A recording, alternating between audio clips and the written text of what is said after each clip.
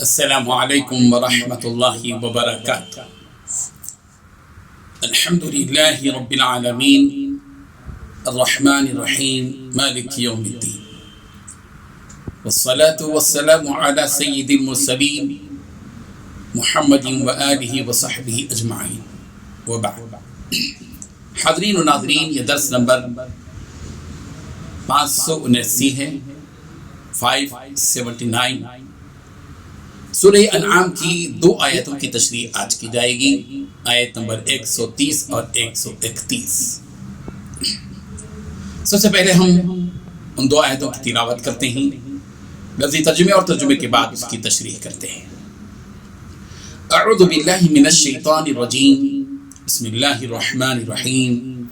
یا معشر الجن والانس ألم يأتكم رسل منكم يقصون عليكم آياتي وينذرونكم لقاء يومكم هذا قالوا شهدنا على أنفسنا وغرتهم الحياة الدنيا وشهدوا على أنفسهم أنهم كانوا كافرين ذلك أن لم يكن ربك مهلك القرى بظلم وأهلها غافلون۔ صدق اللہ العظیم۔ یا معشر، اے جماعت، الجن جنوں کی، والانس اور انسانوں کی، کیا لم نہیں یاتیکم تمہارے پاس آئے، رسول منکم تم میں سے، یقصونا وہ بیان کرتے تھے، علیکم تم پر آیاتی میری آیات، وینذرونکم اور تمہیں ڈراتے تھے، لقاء یومکم ھذا تمہارے اس دن کی ملاقات سے، قالوا تو وہ کہیں گے، شہدنا ہم گواہی دیتے ہیں، علی انفسنا اپنے آپ پر، وغرتہم اور انہیں دھوکے میں ڈالے رکھا، الحیات الدنیا دنیاوی زندگی نے، وشہدوا اور وہ گواہی دیں گے، علی انفسہم اپنے آپ پر، انہم کہ بے شک وہ، کانوا تھے، کافرین کفر کرنے والے، ذالک یہ رسول بھیجنا، ان اس لیے ہے کہ لم نہیں، یکن ہے، ربک آپ کا رب، مہلک ہلاک کرنے والا، القرى بستیوں کو بھی ظلم سے، وَأَهْلُهَا جبکہ ان کے باشندے، غافلون غافلون۔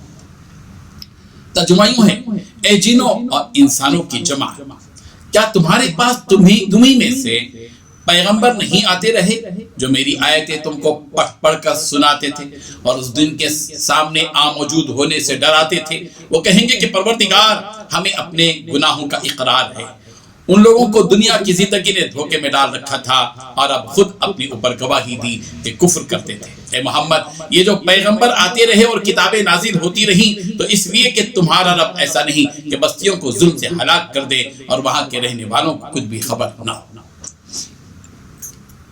ان دو آیتوں میں 5 باتیں بتائی گئی ہیں۔ پہلی بات، اے جنات اور انسانوں کے گروہ، کیا تمہارے پاس خود تمہیں میں سے وہ پیغمبر نہیں آئے تھے جو تمہیں میری آیتیں پڑھ کر سناتے تھے؟ دوسری بات، اور تم کو اس دن کا سامنا کرنے سے خبردار کرتے تھے جو آج تمہارے سامنے ہے۔ تیسری بات، وہ کہیں گے آج ہم نے خود اپنے خلاف گواہی دے دی ہے کہ واقعی ہمارے پاس پیغمبر آئے تھے اور ہم نے انہیں جھٹلایا تھا۔ چوتھی بات، حقیقت میں ان کو دنیاوی زندگی نے دھوکے میں ڈال رکھا تھا، اب انہوں نے خود اپنے خلاف گواہی دے دی کہ وہ کافر تھے۔ پانچویں بات، یہ پیغمبروں کے بھیجنے کا سارا سلسلہ اسی لیے تھا کہ تمہارے پروردگار کو یہ گوارا نہیں تھا کہ وہ بستیوں کو کسی زیادتی کی وجہ سے اس حالت میں ہلاک کر دے کہ اس کے لوگ بے خبر۔ بزرگان محترم،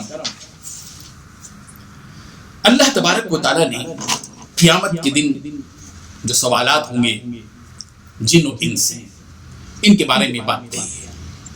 یا معشر الجن والانس، اللہ تعالیٰ قیامت کے دن جن اور انس دونوں سے خطاب کرتے ہوئے کہیں گے کہ اے جنوں کی جماعت، اے انسانوں کی جماعت، بھلا یہ بتاؤ، الم یأتکم رسل منکم، کیا تمہیں میں سے رسول نہیں آتے رہے جو یقصون علیکم آیاتی، جو تمہارے سامنے میری آیتیں پڑھ کر سناتے تھے، بتلاتے تھے، وَيُنذِرُونَكُمْ لِقَاءَ يَوْمِكُمْ هَذَا اور تم کو ڈراتے تھے اس دن کے آنے سے جس دن میں کہ تم آ کر یہاں پر ٹھہرے ہوئے ہو، اس دن سے تم کو ڈراتے تھے۔ جب یہ بات اللہ تبارک و تعالیٰ ان سے کہیں گے اور یاد دلائیں گے کہ دنیا میں جن اور انس تمہارے پاس رسول آتے تھے، سوال یہاں یہ پیدا ہوتا ہے کہ اللہ تبارک و تعالیٰ نے انسانوں ہی میں رسول بھیجے. یہاں جن اور انسان ان دونوں سے خطاب کیا جا رہا ہے. اسی لیے بعض مفسرین کہتے ہیں کہ جنوں میں بھی پیغمبر آتے رہے. اکثر علماء کا یہ ہے اس بات پر یہ خیال ہے، اور ان کا یہ کہنا ہے کہ دراصل انسانوں ہی میں پیغمبر آتے رہے، اور وہ پیغمبر جنوں کے ذمہ داروں کو یہ بات حق کی بتاتے تھے، دعوت دیتے تھے، اور ان جنوں میں کا جو بڑا ہوتا تھا وہ اپنے جنات میں دعوت دین کی اس بات کو پھیلاتا تھا. اس طرح بات مفسرین نے کہی ہے. بہرحال قیامت کا دن جب آئے گا تو اللہ تبارک و تعالیٰ جنوں کی جماعت اور انسانوں کی جماعت سے سوال کریں گے کہ تمہارے پاس تو ہماری طرف سے رسول آتے رہے، تم کو اس قیامت کے دن کے واقع ہونے کے بارے میں تم کو ڈراتے رہے، لیکن تم نے اس کا کوئی لحاظ نہیں رکھا. تم نے ان نبیوں کی خلاف ورزی کی، انکار کیا، جھٹلایا. تم میں سے بعض نے تو ان کو قتل کیا. تم کفر کرتے رہے، قیامت کے دن کے واقع ہونے کے بارے میں شک کرتے رہے، انکار کرتے رہے، جھٹلاتے رہے. تمہیں یقین نہیں تھا کہ قیامت کا یہ دن آئے گا. اس طرح تم آج ہمارے ہاتھوں میں آ گئے. اللہ تو اس وقت میں کافر لوگ کہیں گے، قالو کہیں گے شہدنا علی انفسنا، آج وہ وقت آ چکا ہے کہ خود ہم اپنے خلاف خود ہم گواہی دے رہے ہیں. ایک ہے کہ دوسرے کے خلاف گواہی دینا، ایک ہے کہ اپنے خلاف گواہی دینا. قیامت کا دن قائم ہوگا تو یہ کافر لوگ، مجرم لوگ اپنے خلاف خود گواہی دیں گے.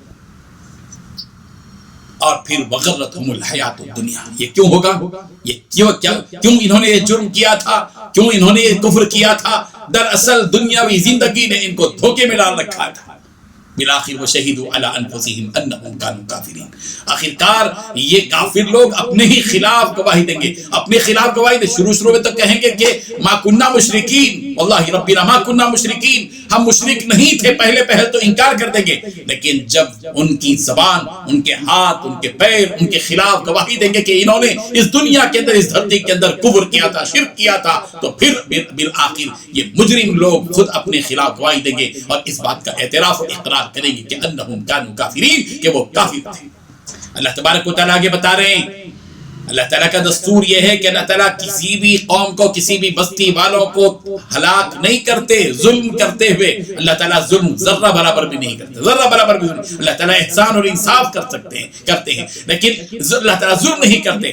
اور اللہ تبارک و تعالیٰ کا دستور ہے کہ جس بستی پر بھی اللہ تبارک و تعالیٰ ہلاکت اور تباہی لاتے ہیں، پہلے ان کو اس سے ان کو باخبر کیا جاتا ہے. غفلت میں ان کے اوپر ظلم نہیں آتا، پہلے ان کو بتایا جاتا ہے، پیغمبروں کے ذریعے سے انہیں ہدایات دی جاتی ہے، ان تک حق بات پہنچ چکی ہوتی ہے.